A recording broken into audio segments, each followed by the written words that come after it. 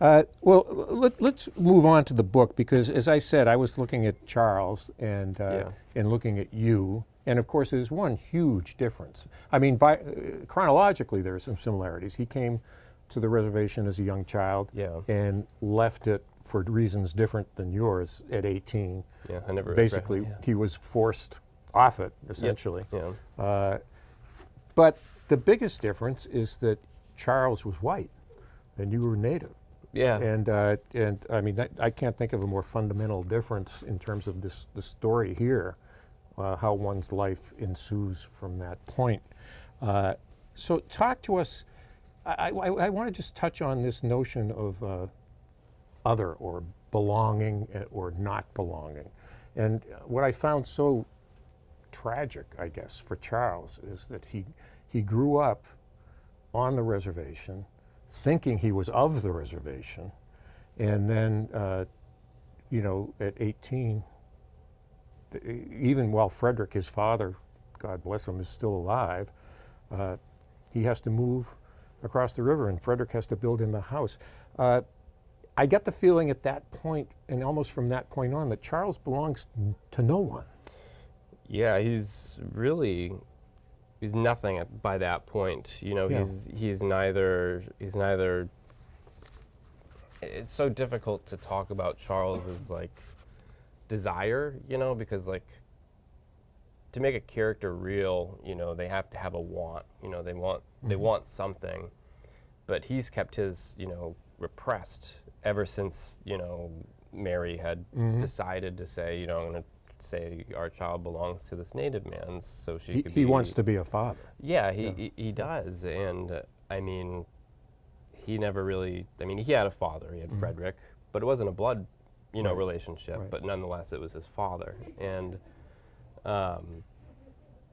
he is just this.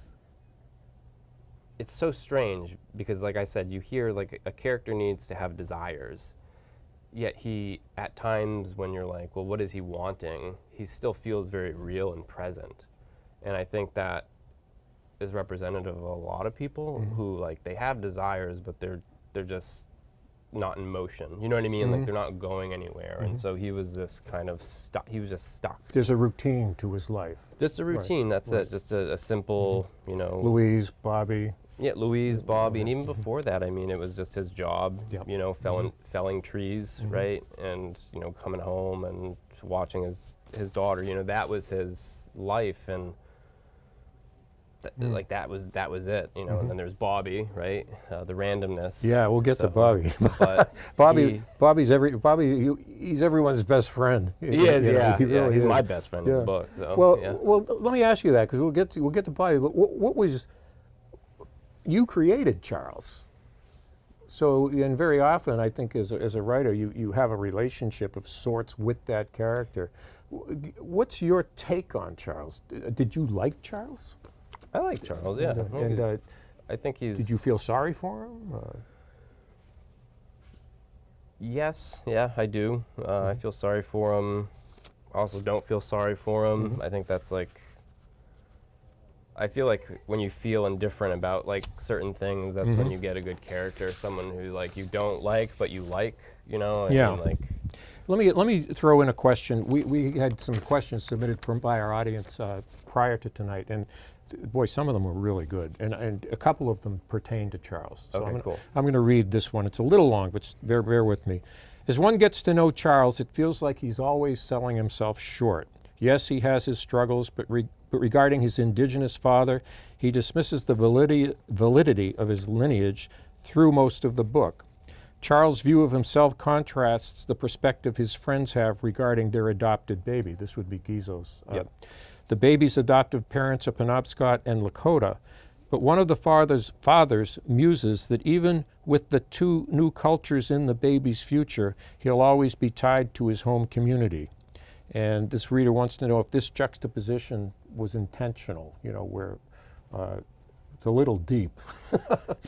But you know, what he's saying is you'll always be connected back. And was that the case with Charles?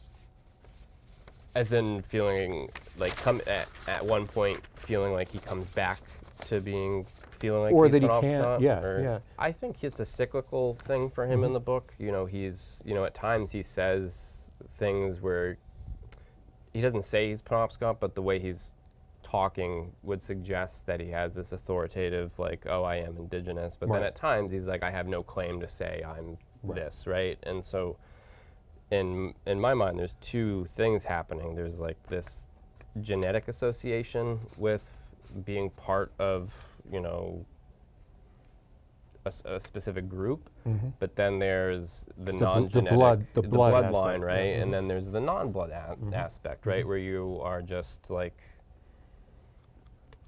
you are family, you know, regardless. I'm thinking of a student, I should say writer. I would consider her a peer, but she was adopted from Chile during the time when Americans were going and taking a lot of babies, and you know, she grew up in a very white household, but was, you know, dark skinned, you know, and had been adopted, and she taught herself Spanish growing up and had gone bad and all this crazy stuff. But it's like, despite that, you know, she loves her parents, you know, despite There's those a tension things. there. Yeah. And I think in every family there's a tension. There, you know, there has to be. And this is just a very strange one, right? But not so strange because it's actually factual, and that this can, like, this scenario can happen. It can. Sure. And I imagine it probably has, you know, so. Let me, one other Charles question, and this kind of goes to you as the writer, you as the creator of Charles. Sometimes the reader's understanding of Charles and his mental health outpaces Charles' own self-understanding. What's it like to write a character that you know very well, but who doesn't quite know himself yet? Well, I feel like I'm always chasing after the characters. Like, it's hard to keep up with them. They tend to know. Once I mean, because I will say this version here is I rewrote the book, so this is the 6th rewrite, a complete rewrite. Wow. So I had 5 rewrite. Some people have like 40, you know, or 50, you know, and like they really. Sounds painful. Oh God, my hand. No, I had to type. My fingers bled. But no, this one was the final one that I stuck with, because I realized I found the point of view, I found the voice, I found Charles, and then I had to navigate it. And you begin to, like, through those subsequent drafts, you just like know them so intimately enough that they feel like they're part of you. Like, when you enter into that mode of writing, or at least for me, when I enter that mode of writing, I'm like, I feel like I'm writing about somebody I actually know. Is it almost like they're directing you instead of you directing them? Yeah, because it's like, well, if this person's real, how can I foretell their future? Yeah, You know, and yeah. so I adopt that attitude when I write. I have a friend who says that my fiction reminds them a lot of my a lot of like my nonfiction, in that it feels very viscerally real, in that you know the people. Yes, I would agree with that, And because I mean, in terms of the sense of place and the movement of the story. yeah, I found myself, and it's always, I think, the sign of a good book when you start you start emotionally attaching to the book as the reader, and you start rooting for certain characters, or getting really PO'd at others, you know, and you start having this emotional stake in the story. yeah. Which is something I had throughout this. You know, there were times Well, that's good. with various characters Yeah. where, you know, I wanted to, same character, one minute you want to cheer them and slap them in the back, the other, then you want to kick them in the butt. You know, it's Yeah. they're those kind of folks, which Yeah. very real people. You know? Yeah. Let me about the rewrites. I'm just curious. What drove that? Was it an editor or was it you? It was me. It It's was just you? Just not feeling satisfied. not knowing it wasn't what it was supposed to be. You know, I mean, this isn't my first novel I've written. I've written like 5 different novels. You know what I mean? Like, you gotta get them all out, you Right, know, and then you've acquired, I suppose, the skills to do, you know, to set. I'll write another novel probably, and it will not turn out at all. I could rewrite it. You know, this is one that just hit. You know, I had come to a point in my career where I was like, okay, I can do it now. You know, I was strong enough. I had worked out metaphorically, right, to write it. And so your question was, is what propelled me to do it? Just it's your just own standard, your own. it was my own. I just knew it was not right because the first version was third person omniscient. So I had like, I was everywhere. I mean, when this book in and came out out, of people's heads. and in and out of places. You know, I wrote it in a multiple perspective way, in that it was from Mary's point of view, Roger's point of view. I did Louise's up until her dementia really kicked in, because then I felt like I had real control over. Yeah, that was very difficult.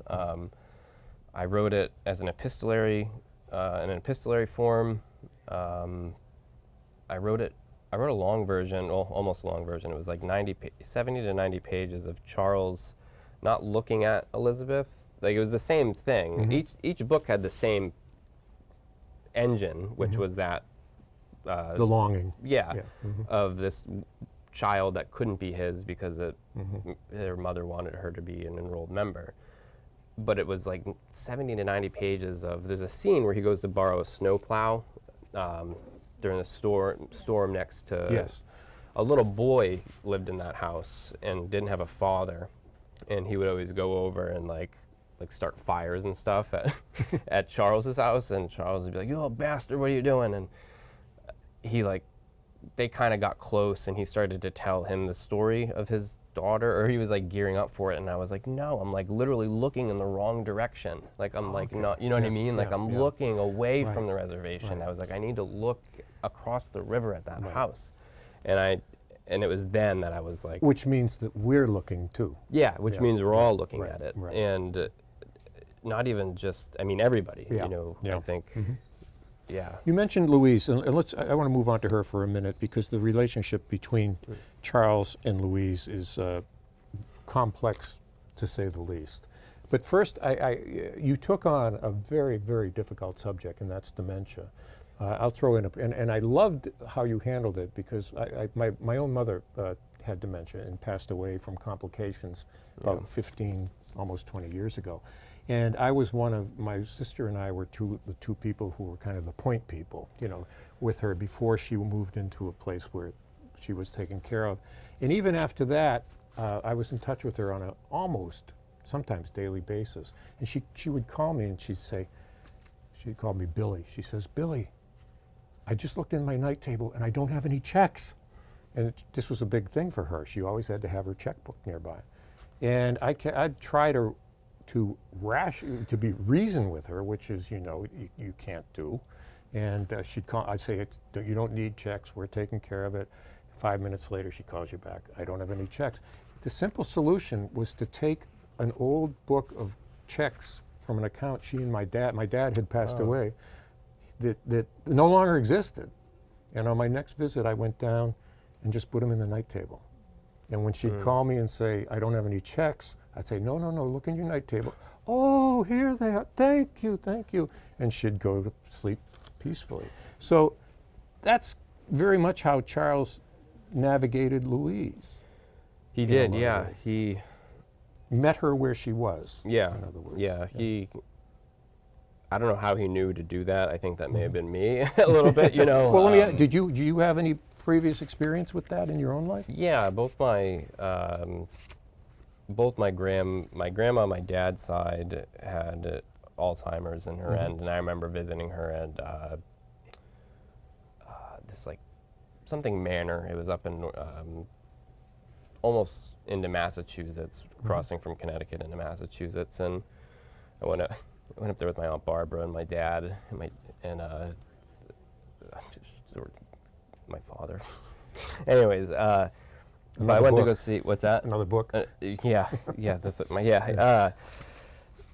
We went up there, and I remember just seeing her in, you know, in her bedroom, or the room she'd been assigned and given, you know. And I asked what the garbage was, and she was like, "It's right in the kitchen by the refrigerator," you know. And thinking, and I'm like, wow, you know. And then my grandma on my mom's side also had it. You know, the Blessing Tobacco from Night of Living Res, and then I think there's another story in there too that deals with Alzheimer's. So And my mom, well, she didn't have Alzheimer's, and she passed away young. She was 61 when she passed away, and so it was 2 years ago. I think, right? Yeah, 3. What year are we in? 24. All right, so 3 years ago, 2.5 years ago. Yeah, so she had bacterial meningitis, and at the end of it, she had a lot of memory problems. You know, just a lot of forgetting and a lot of just simple things. And you know, I had to remind her a lot. It was not to the extent of full Alzheimer's, but with my grandmother, though, my mom's side, you know, I interacted much more with her when she had it, and the things they would say sometimes, you know, like there's a line in there, I think, where Louise says something like, "Do you know where you are?" And she's like, "I'm in my bones," or something. And that was something my grandmother said, and I was like, and I looked rude taking my phone out like I was texting, but I was writing it down because it's like, that's like a poetic line in a way. That's gold. And and then, but I had experience with it, but I felt confident enough in writing it, and because that story, United Living Res, I workshopped it, and there was a doctor in the workshop, and he was like, "You got this perfect," and I was like, "All right, well then I don't have to Seal worry the about it." Yeah, I know it well enough, I guess, but yeah. I just felt like I wasn't done writing about it from that book, and so it carried over into it. But I researched it. I always research everything I do, because I don't want to get anything incorrect. Yeah, And research led to a pivotal moment in that book, actually. How so? Actually surrounding Alzheimer's and the electroconvulsive therapy, the ECT treatments. Yeah, that was a surprise. Yeah. Because that makes people uncomfortable. Yeah, people are very, skeptical of these ECT treatments when in fact there's been so much progress with it, not just for depression, but in this case I was researching it for depression, but for somehow I came across a study that had been cited numerous times about how ECTs can help reverse Alzheimer's, or at least like alleviate the memory loss, which is the opposite of like when you don't, when you go in and you get ECT treatments as like a younger person and you don't have memory problems, you can develop lapses in memory, and I've had family members. Well, my mother did ECT treatments before her meningitis even, so like I had experience with that. But if I hadn't found that detail about the Alzheimer's and ECTs, for those of you who have read the book, think about that one moment, right? Like I never would have figured that out, I never would have seen that. And when I did, I was like surprised. And when you as a writer are surprised, that's a good thing, because you can pass odds are the reader's going to be surprised as well. But Let me ask you another Louise Louise question. This is from an audience member, and I love that. They're here now or no? No, Okay. They might be. It starts off by the elephant. All right, the elephant, yeah. Besides very literally representing a baby for Louise as her dementia progresses, are there any other figurative reasons why you chose an elephant as the stuffed animal? As in, an elephant never forgets? Which I thought was a fascinating way to put it. I never made that connection at all until just now. No. Well, I applaud you for not taking credit for it. Thank you. Thank you. Yeah, writers are dumb. They just are. They just are. Yeah. No, I think it was. I think I chose an elephant because actually one day I had gone into one of the dollar stores. You knew it? Yeah. Yeah, and they'll have the bins of like stuffed animals or whatever, and my wife was a pre-K teacher at the time, so we'd always go there and she'd get crafts and stuff, and me, and plus she'd be poking around, so I'm like, I gotta go and I'll look in the toy section or whatever.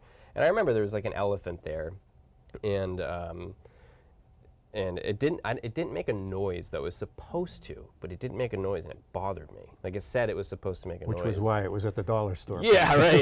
Yeah. This is not the $1, $2, $3, $4, $5 store that used to exist. Yeah, this was the dollar store, and it said it was supposed to make a noise, but it didn't, and that pissed me off. And for some reason, I guess I was like, well, I'm gonna fix it, and it does. You know, in the book, it does speak. Well, speaking of the noise creates quite the scene when Charles meets Elizabeth and scares the hell out of her. But then I noticed later on when it's Louise's baby for all that time, does she never squeeze it? It never made another noise. Yeah, it never spoke after that. I couldn't help but wonder, what if Louise had accidentally sat on it or something, you know? Well, I love the way she would get in the car with it. Sometimes when like she would, you want the make it buckled into like a car seat, right? But then at times like she'd like manhandle it in, somehow, I always found that funny. But yeah, I know it doesn't say anything. No, the last peep out of the elephant is on the dirt road. It's on the dirt road. That's the last time it talks. And and I thought we should hear from the elephant. And that's, I mean, an interesting parallel too to also Charles's sort of. I don't want to refer to it as active or passive, but his life, you know, like that's kind of when it stops speaking in a way. Good point. So one other thing about Louise, there are times when Charles is coming and going, and I'm thinking, does she recognize him and she's just messing with him, or what is her level of awareness here? Because I swear there are times where was this going on in your head too? There were times where perhaps she was being a little manipulative in that she knew who he was, but wasn't letting on that she knew who he was. Those moments of writing it and rewriting it, I had that feeling, but I chose not to go in either direction because I felt like to go in either direction would be to get into her head. Would be to get into her head, but to draw attention to something that I think wasn't really the point. Right. Okay. But there are moments, where like I wonder, like as a reader, like I'm not, and I say this even as a writer, I'm like is she aware of Elizabeth? Like sometimes there's language near the end where I'm kind of like, I feel like she knows somehow. And and it's in the book where there's a reference to she knows. Yeah, there's like this and other moments, but there is the one deliberate moment where she is teasing him, and all I remember is the word Jesus is in there or something, and he's like, Jesus said it, and she's like, I'm messing with you. And she laughed and said, I'm messing with you. Yeah. And I think that was for me, because I remember rewriting it to kind of offset that feeling of like I'm just gonna get it out of everybody's system. Okay, Louise messes with him once, and then that's maybe she's doing it at and there was one point times. She did a little upside down smile. Thing. Yeah. Where you're saying, what's going on there? Yeah. Let's move on to Frederick, because I don't want to push it here. We're going to run out of time before we know it. Frederick, I saw similarities, and let me know if I'm off track here, but I saw strong similarities between Frederick and Roger in terms of the role that each took on. Yeah. You have this child that is not your biological child, yet you accept, you embrace, you raise this child as your own. Is that coincidental? But I saw a real, because I suppose Frederick and Roger must have known each other at some point. He was little, and they were different generations, but it was. Maybe I expand that question to include this whole concept of parenthood and what it means, because you talk a lot, and I want to get to this, the whole quantum blood policy, and that recurring theme of blood, like when Charles cuts his finger, and that's the beginning in many ways of when he starts his resolve with Elizabeth that he wants to confide in her. But these parents, particularly Frederick and Roger, they could not be more of a father, and it looked like, frankly, they could not be a better father. No, neither could. But they're not. But they're not the father. Yeah, that's How do you just not? That's something that can't be reconciled, or it's just the fact, or is it a bigger statement about these connections transcend I biology? think it's, well, one, I think thinking about it in like a Western sense, it is that that it does it goes beyond blood, right? but I think it has more to, it speaks more to, I think, at least, tribal structures around kinship, right? And taking care of, a child who isn't, like yours, which is a big thing in Indian country. We think of the Indian Child Welfare Act. So a lot of, people who, there are children who get placed with native families, right, that are not, part of that native tribe, but they try to make them or have them stay with relatives.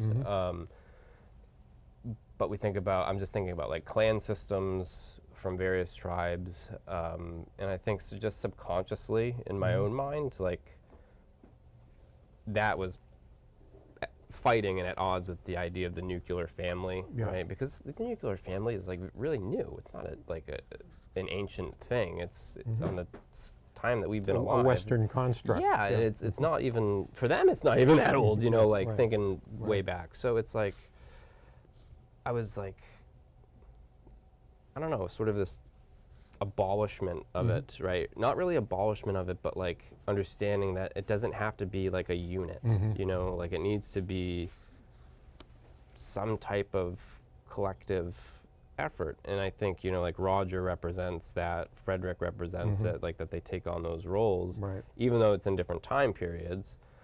But then we see how nuclear families also just like don't, or not even nuclear family, I guess nuclear families, blood families don't work out when we think about Jesus and Leno, his father, right? We think about the ways, indigenous communities are not colonized, but have adopted the attitudes of the colonizers at times, right? And so homosexuality, for example. Which again was a daring thing to inject into this story. I didn't think so until you didn't. I don't know. Yeah, no, it's well, no, I got scared when when a friend of mine was like, "You need to." Tin House needs to nominate this for a Lambda award. And I was like, "No." I was like, "Why?" And like I could see their point of view. I was like, "But I'm like, this is no, not like, the that's their Gizos story." Yeah, like this isn't Gizos' narrative. And I mean, I think artists have the right to write about whatever they like, but they have to choose, wisely what they write about and how they write it. But no, it was more, I think, I just wanted to complicate things. And I think... Is Gizos based on anyone you knew? No, actually no. Because the reason I ask is, what struck me was when the terrible thing happens with Leno and he's chucking the bottles out the window, and then Frederick goes over and the great confrontation. Which story, are you talking about Bobby's version, or are you talking about? Well, that's a good point, and how these things get changed. I thought that was hilarious. The differences between the two stories, but and in addition, basically, it's that whole the end result of that wasn't, at least in that moment, that Gizos was outed as being gay. Yeah, it was that Charles was outed as and Charles wasn't gay. And so I kind of braced myself for, oh my God, his life is it's gonna be a living hell for this kid. But he seemed to kind of sail through it. Charles? Charles, up until when he finally leaves the reservation. And I was like, did people just move on? Were there if you had gone into that more deeply, or were we to assume that there were repercussions for Charles that followed him like through his high school years?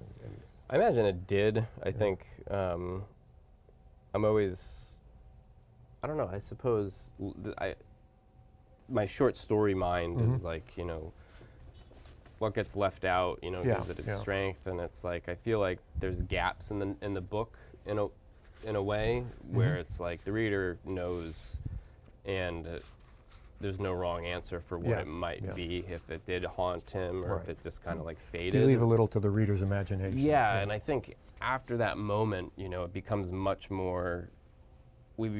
After that incident, correct me if I'm wrong, but I think we were much more present in the immediate story, which is Charles and Louise and and then he forward. and Gizos comes around and they comes back, reconcile, and basically the friendship continues, although not quite the same, but it goes on. It's different. I remember writing that scene when they first when they were kids, when they were coming back together At the rock at the or the river. river, yeah. Right. Mhm. And I didn't know this actually. They had a fight, but it wasn't about that. This was in an earlier draft, and there was like an intimacy that I felt between these two characters, and I was like, one of them is loves the other, like more than like friendship, loves them and wants to love them in an intimate way, and I didn't know who, and like it's not like I slept on it or anything, and this was in third person actually, so it was kind of like I had like a divide, It was like I remember it was Jesus who made like the step forward. Right. And Charles was the said, one. "I can't do but that." Charles kind of hesitated a moment, So there's always been this question in my mind if about masculinity as well, like because even later on, there's like these pause moments when they leave at the hospital that I wonder, if Charles could have fell in love with him in a way, you know what I mean? And so that was always a possibility in my mind. It didn't go that way, but unless him and Bobby end up getting married down in Florida or something at some point. But seriously, it Now is there's like, a sequel. Huh? Yeah. Yeah, that would be like a Christmas Vacation, but the one they did with freaking Cousin Eddie or whatever, that was like a train wreck. Right. That's right. Let me ask you about Elizabeth, because she's one of the, throughout most of the book, she's probably one of the most omnipresent characters. I mean, the whole story essentially revolves around her, but she's just this figure that just keeps coming and going across the river until, of course, the climactic end and the fire. And as I kind of dusted myself off from that, after the whole the search, that horrible search through the snow and the woods, and Charles running into his whole family house, which is on fire, and Elizabeth sitting there, obviously, thinking that she wants to end it all, and then she shoots him. Yeah. Why? I don't know. I don't know. I mean, she had this. All right, we're gonna get all analytical here. Yeah. I don't know. I just I suppose as a writer, I don't want to make things neat and tidy, because the moment you do that, the moment the story becomes predictable. In other words, he doesn't go in and scoop her up in his arms and run out. Yeah. No, right, and right. I was like, well, she has that gun. I'm like, and that gun, it's interesting. The gun is a representation of something that's been passed down both through a bloodline, but then also through non-bloodline, right? So she's holding this weapon that is like blood, like it would have been in hers, in some way, but isn't, but also could have been, right?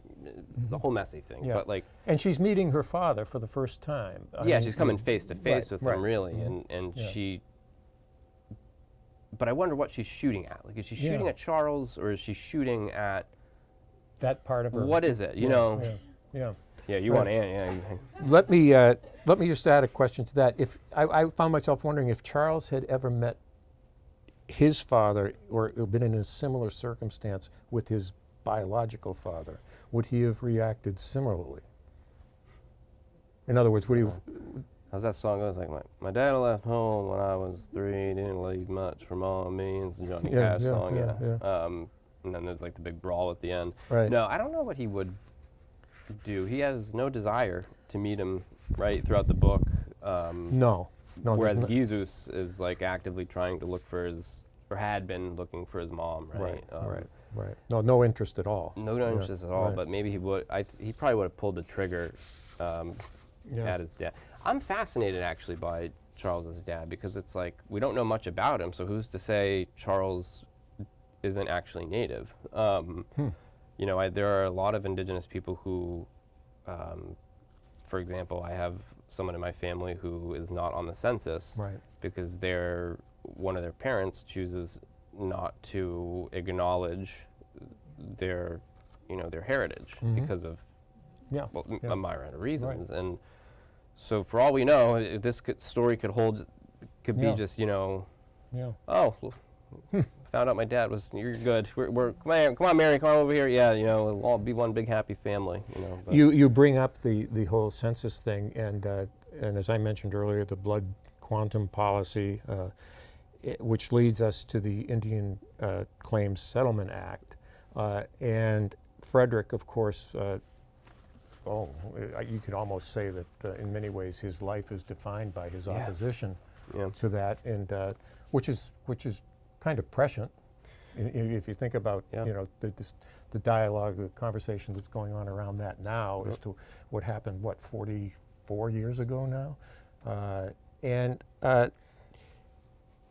but do you agree with Frederick? That was not a good deal. Yeah. Oh yeah, it was a shit deal. Yeah. That Claims Settlement Act is it's like reading the first draft of that book. It is. The Maine Indian Claims Settlement Act is just all it did was reinforce. No, all it did was put into law how the state saw us, with a couple things that they couldn't legally override. Right, with federal protection, you know, the ward to a guardian type status that is established very early on in the 1820s, the Marshall Trilogy, 3 court cases, and all the benefits that came, not benefits, but inherent sovereignty that was restored by 1980. Right. But also the inherent sovereignty that had been divested and or taken away by acts. And so I mean, oh, don't get me. I could go on and on. I have a feeling that could be another hour. But I mean, you just think about it. It's like there's a clause at the very end of the Settlement Act somewhere. It reads something like, "Any law or bill passed for the benefit of Indian tribes, talking about in the country, will not apply to Maine tribes unless specifically stated." They were a tribe apart. Yeah, you know, it's like nobody's going to sign something and then hand it off. Like, wait, come back here. You know, I got to put Penobscot. You know, like that. Right. No. Right. So. We have to fight. And Maine's tribes, I think, are very progressive in that we've gone after a lot of things and have been really successful, even though we're in a very strange a place of your own. Yeah, really. I mean, we're stuck with like sovereignty that that's from the 80s, you know? Yeah. And we're running out of time. Yeah, And we didn't get into the mechanical side of this, but I do want to hear just a little bit about your writing routine. Yeah, I heard or read somewhere that you started this book. Well, you said it went through 5 iterations, or this is the 6th. Yeah. 6. How did you do it? Was it fits and starts? What is your writing routine in and around teaching? And you're a parent, I understand now. Yeah. That makes it harder. Yeah. So are there some days when you write and some days when you don't, or do you have to write every day? No, I don't know. If I start a project, I see it through. That's that maintains my discipline. I talk a lot about process because if you go pick up any craft book, Stephen King's is on here somewhere on writing, right? The memoir, and I think that's The Room next door. Yeah, right. Yeah, right. Yeah, and I've read so many craft books, and I've found maybe like 3 or 4 that are like good, that aren't like this tautological here's how you write fiction based off of these 5 books, these 5 pieces of literature, but. Process, every writer I think has to develop their own process, or else they will be depressed, demoralized that they're not living up to the expectations of what like a writer is supposed to be. So I'll go months without working on a new project, but throughout those months I'm reading. I can't not when I read and I'm like studying. I very rarely pay attention to this. I pay attention to the story, but I'm like, okay, well, how is this working? I look at it more of like a deconstructive thing, but I'll edit pieces, and then tinker with them, finish stories that hadn't been finished. But when I start something, that's when I see it through to the end. If it takes a month, 2, 3, 4, 5. That's a full-time.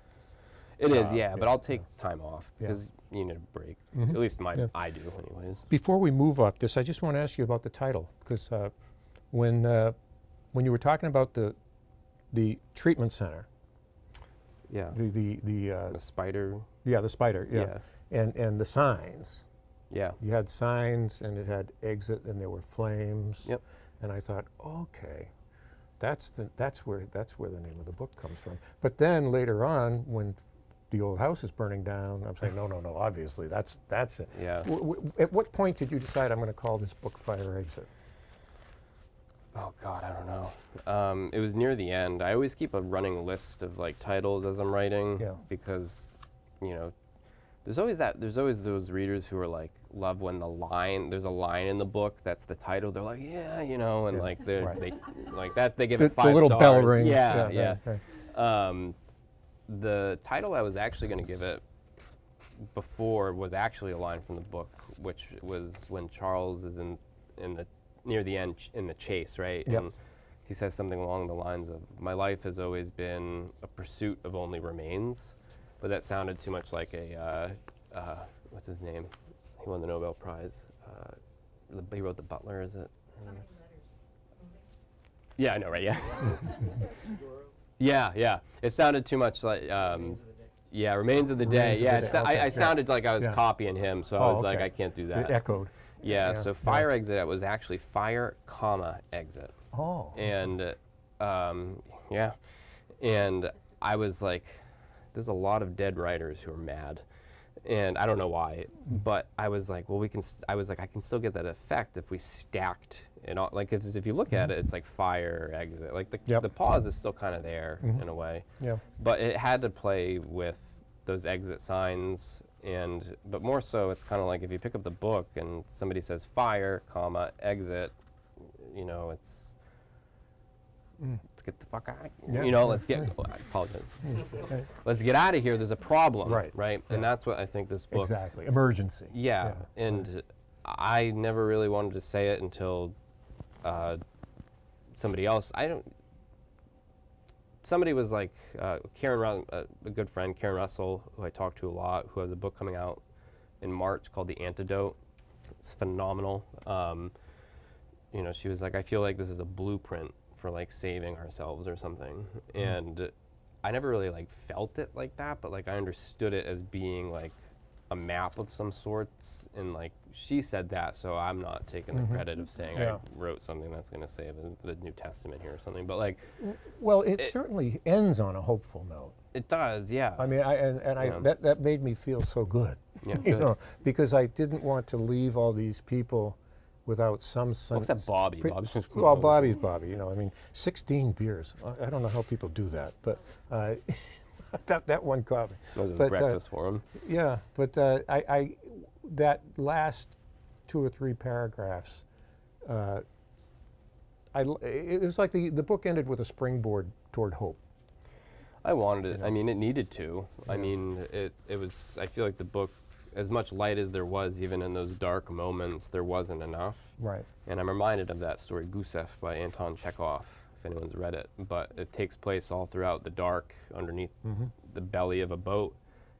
But Chekhov finds the perfect ending, and it's the sunlight when the character comes out, you know. And so it was like, I just saw that as like the opportunity to go. Speaking of Stephen King, The Shawshank Redemption, for example, Yeah. the way Yep. that ends. Yep. You Yeah. know, after all this misery and all this, and it ends on this beautiful beach. It and has these two that. men embracing. You Yep. know, it's the same kind of feel when Yep. she reaches over and pushes the dirt. Yep. I get tingles just thinking It about was. it. I remember writing that line, and I remember being like, "There's no more." You know what I mean? Yeah. Like that's how it felt. Right. You know, like literally, like You know the end somebody when it going- hits you in the face. Right? Yeah, and you feel it. You Yeah, know, and right. it's like, "Geez, I'm crow." Yeah. And then, yeah. We're just about. Oh, we're a little over time. That's okay. I'm going to do something daring. Are we good? We can keep going. Okay. go ahead. Does anybody? We have such a wonderful audience here tonight. I thought I might throw it out to see if anybody here had any questions or comments you wanted to toss in. Sure. If you could speak loudly, I'll probably repeat it for the folks online. But go ahead. Sure. It's a little more about the career aspect of stuff, but I'm an unpublished writer, so I know a lot about literary agents. And I have your